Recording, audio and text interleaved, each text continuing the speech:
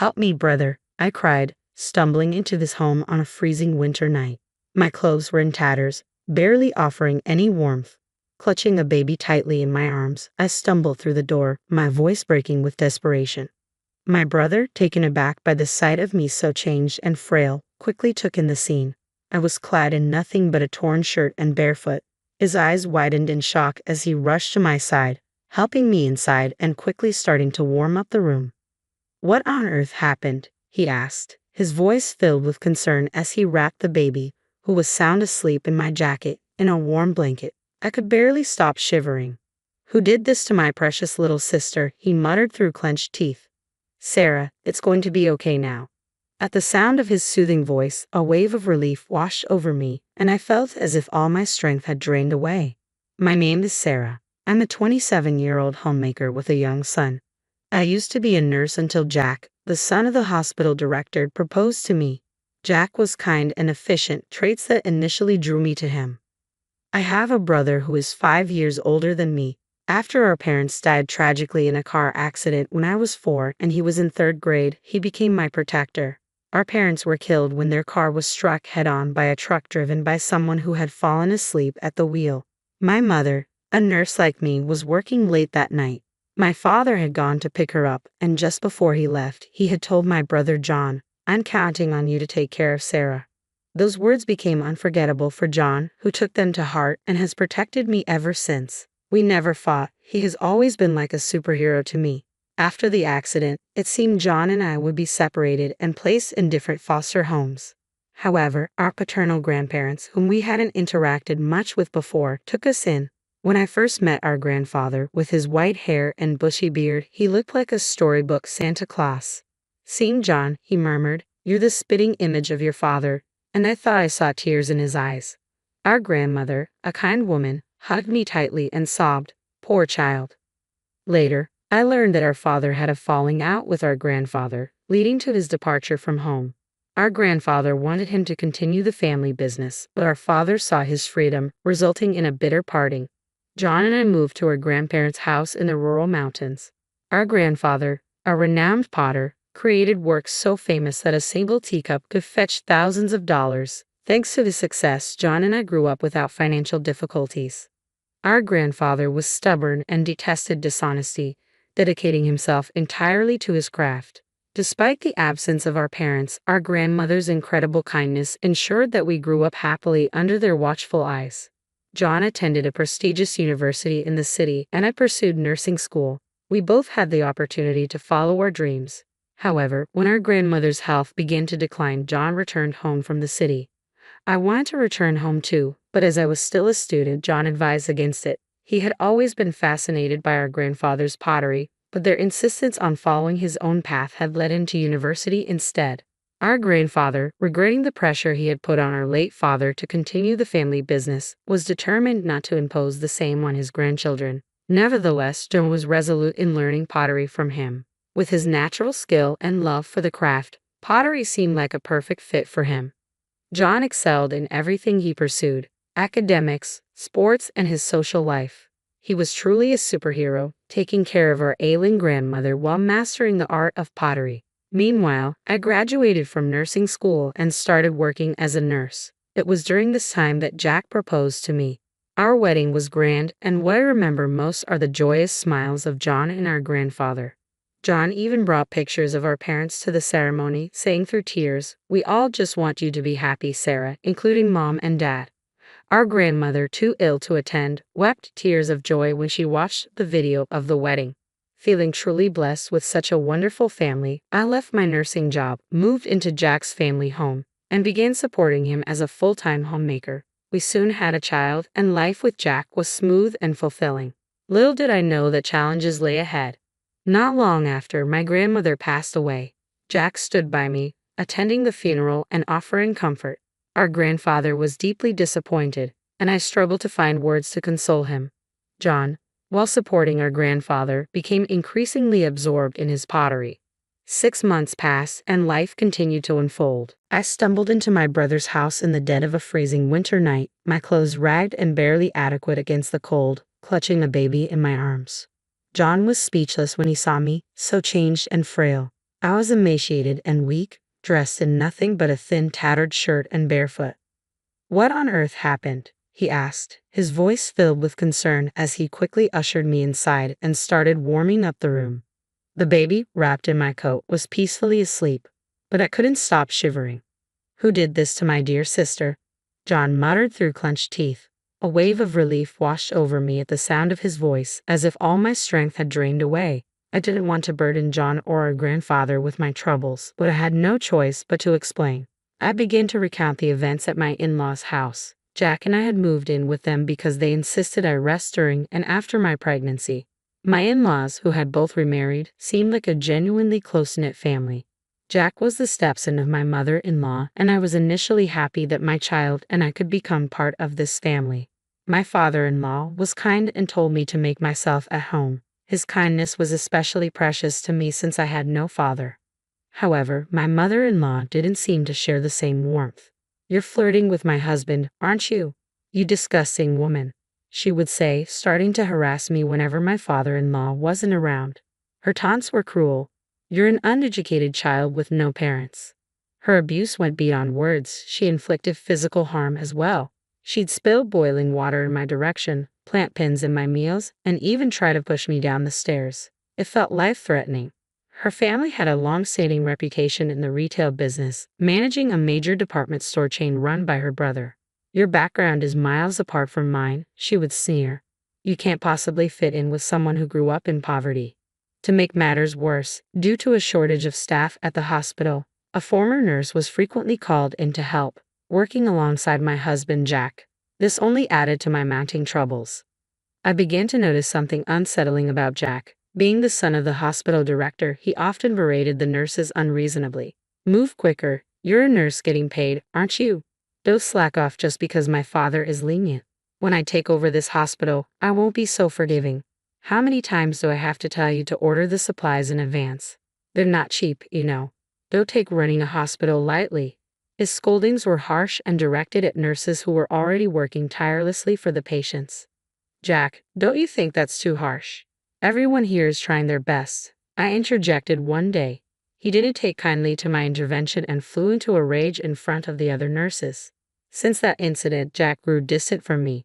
This change in his demeanor was likely influenced by my mother-in-law, who had been telling him from the start, "You're too soft on your wife. She's taking you for granted." While my father-in-law was still well, Jack couldn't be openly hostile or abusive in his presence. However, when my father-in-law fell seriously ill and became bedridden, the situation worsened. My mother-in-law seized the opportunity to make me handle all the household chores, treating me like a servant. I was overwhelmed, juggling my son on my back while cooking, doing laundry, and cleaning. Even with my father-in-law bedridden, my mother-in-law's mistreatment continued. Though he tried to intervene, his weakened condition made him unable to stop her. "Please don't speak to Sarah that way," he would say weakly. "Oh, here you go again defending that woman," my mother-in-law would retort venomously. "And you can't even do anything with your frail body. I wish you were gone," she spat, her anger palpable even towards my sick father-in-law. I endured the harsh treatment for the sake of my son and father-in-law. The harassment only grew worse. My mother-in-law would scold me, saying, "Housekeepers don't eat with the family. Eat the leftovers later." Her words cut deep, and I was so upset that I lost my appetite. When I looked in the mirror, I was shocked by my gaunt and ragged reflection. Jack told me, "I only married you because you were somewhat attractive, but I never thought you'd end up looking so shabby. I'm too embarrassed to be seen with you." He even ordered me to move from our bedroom to the storeroom. How cruel could people be? Jack and my mother-in-law didn't stop there. They began to verbally abuse even my son. "Of course he's not smart. Just look at his mother," my mother-in-law would sneer. "His constant crying is annoying. Make him stop right now," Jack would demand. It felt like something inside me had snapped. I resolved to run away, but my only concern was my father-in-law. If I left, who would take care of him? He could be in serious trouble. Sensing my distress, my father-in-law said, "Don't worry about me, Sarah. You should escape to your brother's place." He pulled out several $100 bills from under his pillow and pressed them into my hand. With no time to spare, I decided to flee immediately. I wrapped my son in my coat to keep him warm and rushed outside. Using the money my father-in-law had given me, I hailed a taxi and headed to my grandfather's house. There, I poured out the whole story to my grandfather and brother John. John, his face flushed with a fury I had never seen before, shook his clenched fist. "You've had it tough, haven't you? It's okay now. Relax," he reassured me. Overwhelmed, I burst into tears. My grandfather, equally enraged, muttered, "I can't forgive this." A few days later, I left my son in my grandfather's care and, accompanied by John, returned to my in-laws' house to collect my belongings. I had left in such a hurry without a word that I was concerned about any trouble arising when we returned to my in-laws' house. As we arrived, my husband greeted us with a cold, disdainful look. "So, you finally decided to come back?" he muttered. John, remaining calm, responded, "My sister is very distressed, so we'll be taking care of her for a while. We're here today to collect some of her personal belongings." My husband shot back, "I married her, so if she doesn't come back, there will be no one to handle the chores. That's a big problem for me." My mother-in-law, looking down on John, remarked, "I heard you do pottery. It must be a difficult life. Even if you take care of my daughter-in-law, it's going to be tough for you. Please send her back, it's a problem for us too." John clenched his fists tightly, visibly struggling to contain his anger. When we were shown to a storage room in the corner of the hallway, my makeshift room, John's expression was one of shock. The cramped space held cardboard boxes and old appliances in disarray. There were a few changes of clothes for me and my son, but no heating appliances, just a thin blanket and a flimsy mattress. John's eyes burned with anger as he confronted my mother-in-law. "Is this where you've relegated my sister and her child?" he demanded. She retorted coldly, "She should be grateful to have a room. She's just a housekeeper." I wanted to leave that house immediately, but my concern for my father-in-law lingered. When I saw him, he quietly handed me something and apologized to John for not being able to protect me. In the days that followed, John, my grandfather, and I made preparations. Determined to fight for my son, I headed back to my in-laws' house, resolute in our resolve. I knew I couldn't keep running away forever. When we arrived at my in-laws' house, I handed my husband the divorce papers. He looked taken aback for a moment, but then declared he wouldn't be paying alimony or child support since I was choosing to leave. To support my case, I played a recording of his mother belittling me and of him shouting at me. "This is evidence of the abuse I have suffered," I said firmly. My husband and mother-in-law were visibly shocked and asked, "When did you even record this?" It turned out my father-in-law had secretly recorded everything to support me. He had discreetly handed over the recordings when I went to collect my belongings a few days before. John, who had graduated from law school and passed the bar exam while helping our grandfather with his pottery, had advised me that I could get a divorce since my husband was clearly at fault. John had been actively practicing law to assist those in need within our community, and he promised to fight for me with everything he had. My wheelchair-bound father-in-law arrived and handed the divorce papers to my mother-in-law. He had also recorded all the verbal abuse he had endured and was ready to divorce as well. He preferred living in a care facility over staying with my mother-in-law. Upon hearing this, my mother-in-law burst into laughter. "All right, go ahead and divorce me. I'll return to my brother's house and go back to my luxurious life," she said dismissively. At that moment, my grandfather made a call. "I'll terminate any contracts with a family like this," he declared. It turned out that the major department store run by my mother-in-law's brother was on the brink of bankruptcy. He had been eager to secure a deal to exhibit and sell my grandfather's renowned pottery and was close to finalizing it immediately. A call came from my mother-in-law's brother, the department store owner, severing their ties. My mother-in-law's face turned pale, and she sank to her knees. The gravity of her situation finally hit her, and she began to beg. "Please forgive me. I was out of line. I have nowhere else to go. Please let me stay here. Sarah, I'm sorry. Please forgive me." There was no way we could forgive her now. We all looked on coldly as she wept. However, one person still seemed to be in denial about the reality of the situation. My husband. He said to me, "I'm set to inherit this hospital. If you want a divorce, I'll pay alimony and child support. I'll marry someone younger and prettier than you." At that moment, my father-in-law interjected with a single sentence. "The hospital has been sold." My husband's eyes widened in shock. It turned out that my father-in-law had been orchestrating the entire situation. "Get out of here right now," he screamed at his stepson. My husband's face turned ashen. Since he wasn't legally adopted by my father-in-law, he had no claim to the stepfather's assets.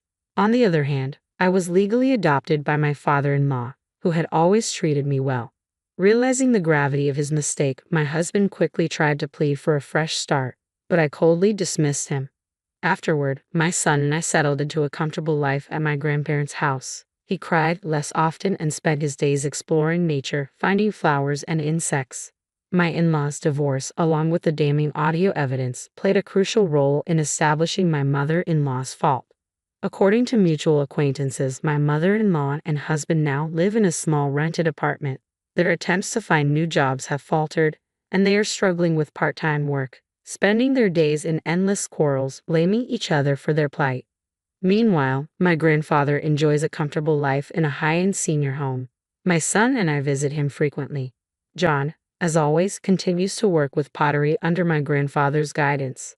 My mother-in-law's brother, who wasn't at fault, successfully hosted the pottery exhibition at his department store. At the exhibition, John met a lovely woman who is a fan of pottery, and they started dating. I'm hopeful we'll hear good news from him soon. I work as a nurse at a hospital near my grandfather's home. It was my dream to follow in my mother's footsteps, and I find great fulfillment in caring for my patients.